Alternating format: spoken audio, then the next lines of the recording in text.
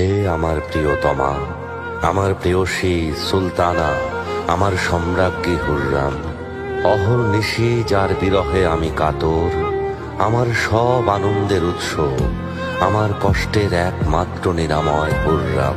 চাঁদনি রাতে তোমার চুলের মদির গন্ধ মনে পড়ে যায়। তোমাকে ছাড়া আমি নিরুপায়, আমি অসহায় হুররাম। তুমি লিখেছ, আর একবার যেন আপনাকে দেখার সৌভাগ্য হয়। আমি আরো একবার আপনার ওই মুখ দেখতে চাই।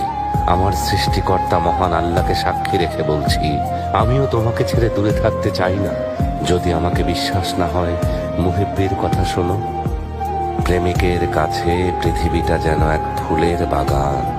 ভালোবাসার জন্য পাখি হয়ে গান গাইতে ইচ্ছে হয়।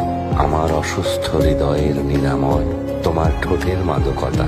বিরহে কাতর এই রাতে আমি সেই মাদকতা চাই।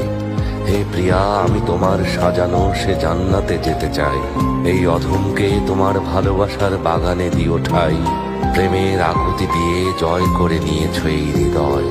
তোমার চুলের সেই মদির মায়ায় আবদ্ধ হতে চাই। ভালোবাসার জন্য আমরা অনেক সয়েছি।